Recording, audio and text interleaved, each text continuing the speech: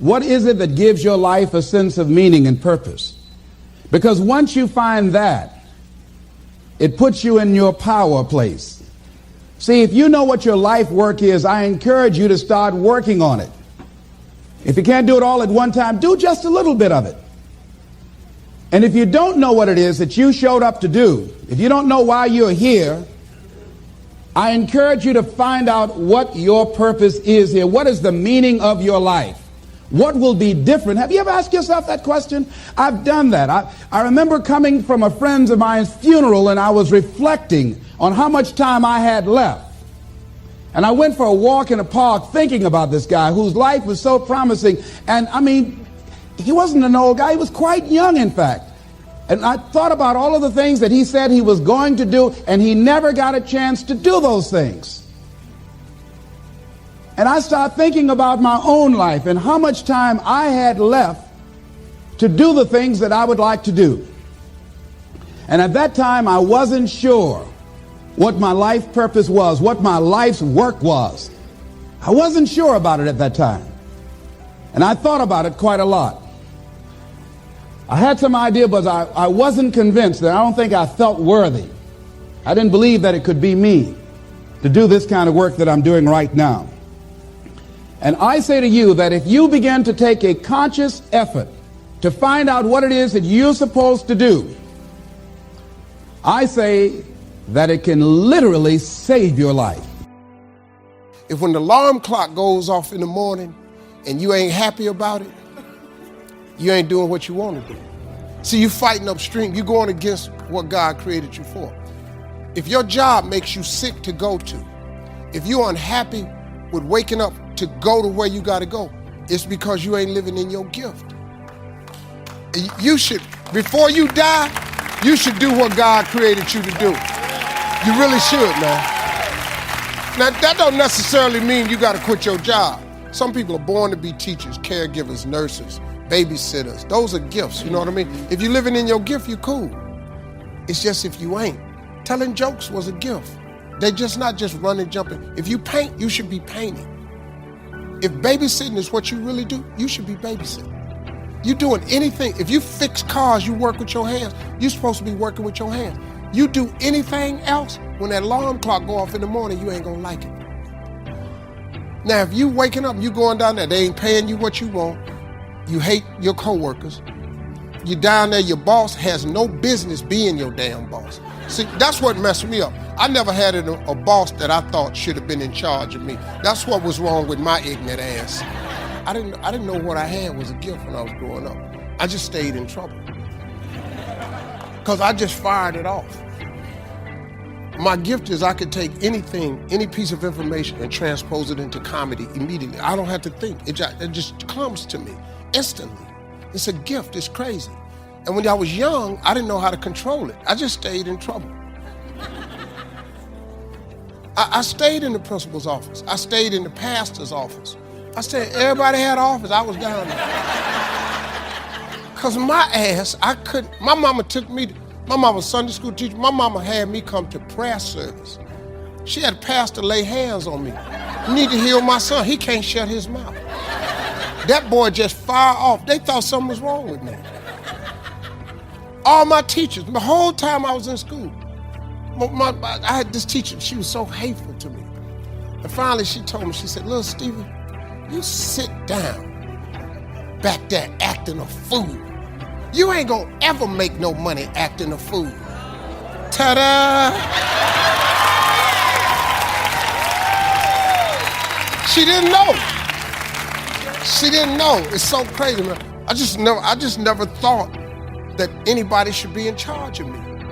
I always saw myself free. I just want to come to work. This is all I want to do. Before Bishop Jake said this. He said, before you die, he said, I would hate to die and never do the thing I was born to do. You should look into that before you mess around and check out of here. You should just look into it. Just start working at it just a little bit, but do find out what your work is and hold on to it, and don't let your dream go. Don't let it go. See, and here's something else I want you to begin to look at. Why is it that most people don't pursue their dreams or don't do better than what they're doing if they're capable of doing it. I think that many of us don't go the next step because we don't know what to do yet. And I say that the reason that we don't even explore the possibility of what to do is because subconsciously we don't believe that it can happen for us, and we don't believe that we deserve it. So here's what I'm suggesting. How much time do you spend working on you? How much time do you spend every day working on your dream? In the last 90 days, how many books have you read? In the last year, what new skill or knowledge have you acquired? What kind of investment have you made in you? So I'm saying that as you begin to look at where you want to go, if you want to make it today, and things are changing so fast you have to literally run to stand still, I'm saying that you've got to make some conscious effort to begin to work to develop you. Here's something else. Most people are not living their dreams because of fear, ladies and gentlemen. I was in Columbus, Ohio yesterday speaking for a particular Ohio department. A young lady named Karen who greeted me, who organized the event. Very talented, very skillful. And she was talking about she wanted to become involved in the consulting business. I said, why aren't you doing it? I said, you have the abilities. I said, you're not here because they like you. You're here because you're doing the job. You're making things happen.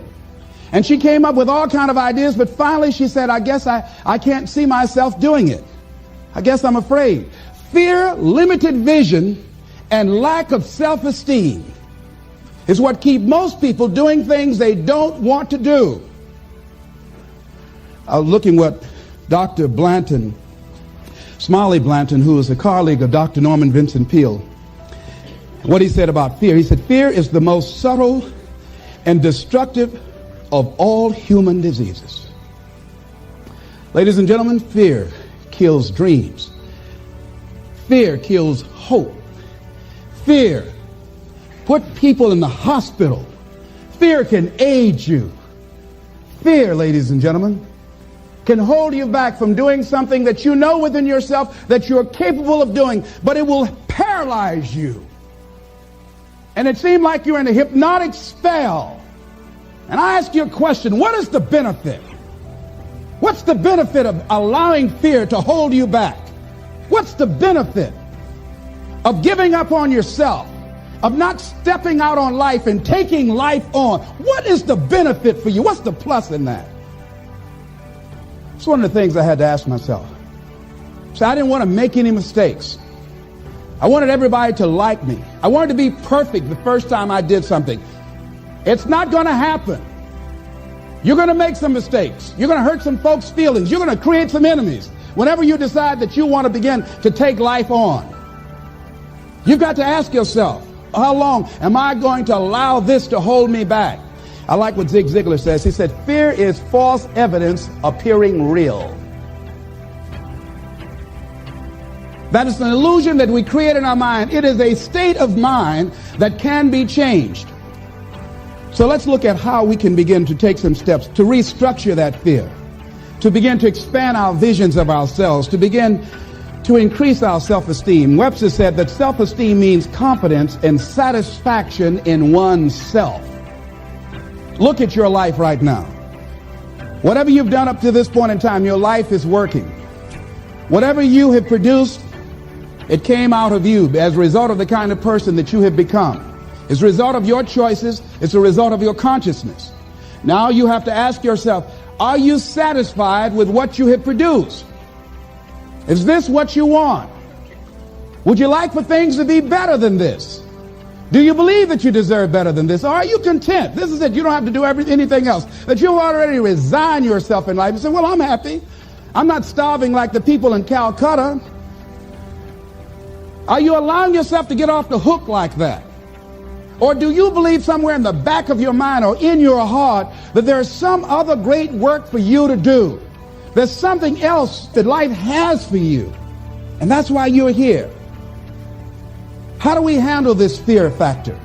How do we increase our self-esteem? You have to begin to fortify yourself. How do we do that?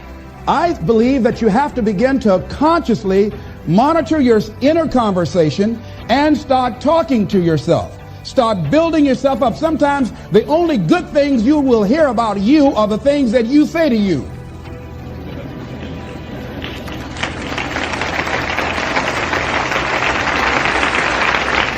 The first way to get focus is to find purpose. The way to find purpose is you must identify what it is that you have to be purposeful in.